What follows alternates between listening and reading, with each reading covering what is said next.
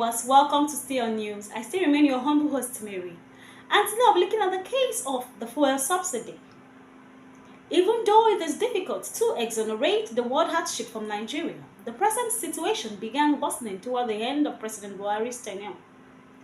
The hardship, coupled with the Naira redesigning policy, made living unbearable, and some Nigerians reacted harshly.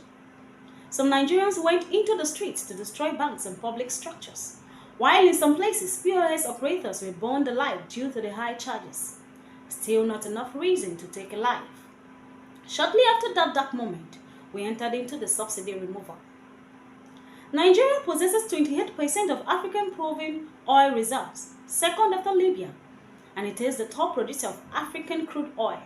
Nigeria is ranked among the top 15 world producers of oil in 2023. The idea of petrol subsidy began in the 1980s by President Olusegun Obasanjo after the state-owned company, the Nigerian National Petroleum Corporation (NNPC), had planned to unify the price of crude oil by the global market. The then President Obasanjo introduced the subsidy plan to keep the price of petrol low. That is, the subsidy was meant to help the average Nigerian to be able to afford a gallon of petrol at the pump. What then is subsidy?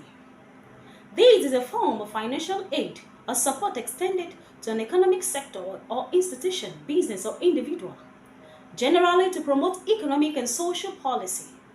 Subsidies can come in various forms including direct cash grants, interest-free loans, and indirect tax breaks, insurance, loan-free loans, depreciation write-offs, and rent rebates.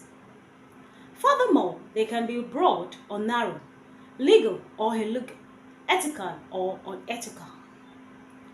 Though the subsidy helps the poor by keeping Nigerian prices lower than the world prices, the biggest beneficiaries have been importing companies and local wholesalers that smuggle some of the subsidized fuel into neighboring countries and sell it at higher prices.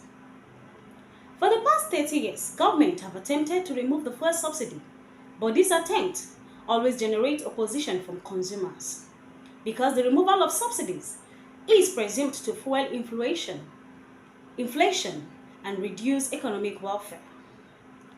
Now subsidy has been removed and the effect is happening. There is high inflation and hardship. Do you think we should endure this for a moment, hoping that the move will revamp the economy? Or should the government take another approach to curb the oil stealing and economic restructuring? Do you think removing subsidies to borrow money and share with households can help the situation?